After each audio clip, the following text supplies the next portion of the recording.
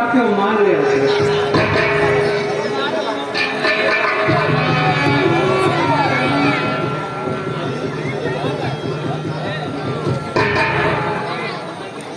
सुंदरी सत्य वचन मानो सुनो, मैं रघुवर को दास पराधीन पति मत पर पावे अति दुख त्रास आपदा पर तोरे रीत भर में सदा दिवस विश्राम से आती टहल दूसरा नारी कैसे सहे, नारी सुकुमार माधव हरनी पराधीन सपने सुख नहीं वेद पुराण। हे सुंदरी, मैं तो खुद अपने रघुवर का दास हूं, मैं तुम्हें क्या सुख दे पाऊंगा। मैंने अपना सारा जीवन इन्हीं की सेवा में अर्पण कर दिया है, मैं तुम्हें क्या सुख दे पाऊंगा। व्यर्थ अपना टाइम बर्बाद मत करो और यहाँ से चली जाओ। मैं विवाह के लिए परेशान हूँ। मैं विवाह की बात कर रही हूँ कि मुझे शास्त्र की बात समझा रहे हैं। ये नहीं समझ रहे हैं कि मैं किस हाल में हूँ, कैसे हूँ। अरे मुझको बताइए, देश की बात समझा रहे हैं। मुझको मैं तो एकदम अंधी हो गई, कुछ नहीं दिखाई दे रहा मुझे, बस खाली विवाह हो जाए।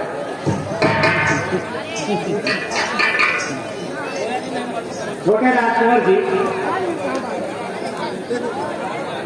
मैं धर्म सुंदरी कन्या हूँ और तुम भी बातें छवि रखते हो। है नैन कसौटी स्वर्ण भर किस कारण नहीं।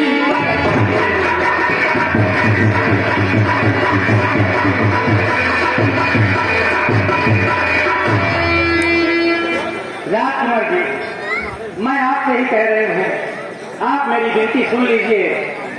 मैं आपके भाई के साथ नहीं जाना चाहती, क्योंकि उनके साथ तो पत्नी है, उसे आप मान जाते तो अच्छा।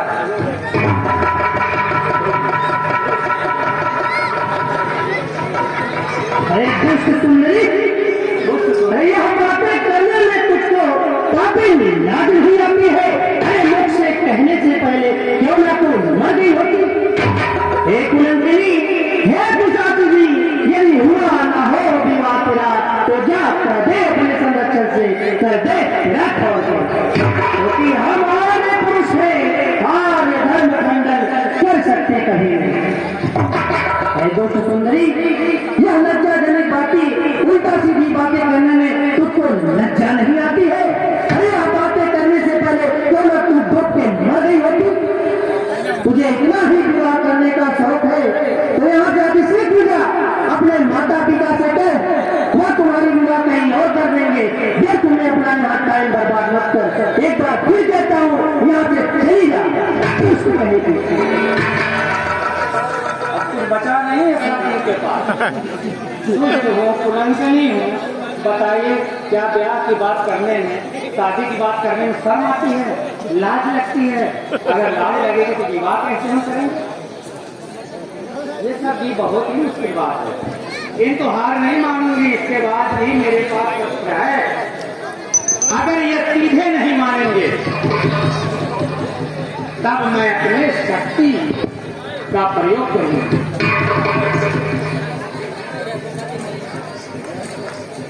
इनका स्वभाव अति कोमल है और अधिक सुंदरता योग्य नहीं पर करने को कर कठोर इनका। मैं सोच रही हूँ क्या करना है, क्योंकि इन दोनों के बीच में यही नारी ही बाधक बन रही है। अगर ये नारी ना हो, ये दोनों कहेंगे मैं कर लूं, वो कहेंगे मैं कर लूं। मैं जान रही हूँ, किंतु ऐसे नहीं काम बनेगा, मुझे कुछ करना पड़ेगा। ये सीधे साधे मुझसे विवाह का प्रस्ताव स्वीकार नहीं करेंगे। जब ये मजबूर हो जाएंगे तो विवाह करेंगे। मैं सोचूं ये सीता जी को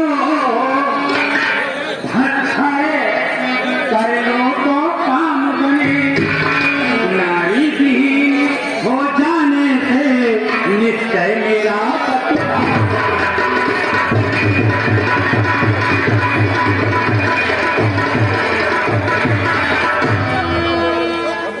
अब मैं इन दोनों के बीच में जो नारी है, यदि इसका भक्षण कर जाती हूं तो बहुत आसानी से ये दोनों मुझसे विवाह मान लेंगे।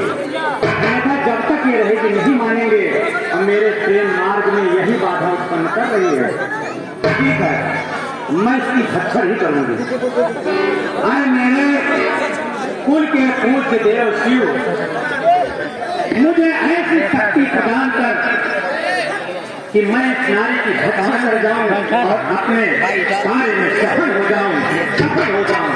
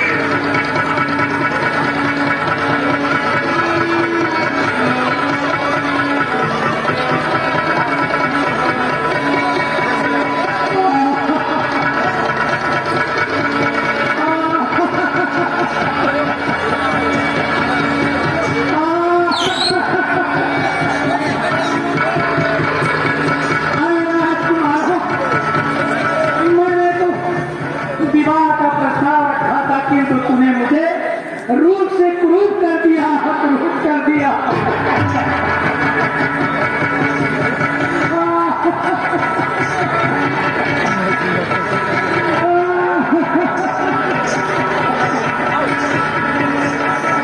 किंतु इतना बात तुम्हें याद रहे राजकुमार, जिस तरह तूने मुझे अपमान किया है, इस अपमान का बदला मैं तुमसे लेकर रहूंगी।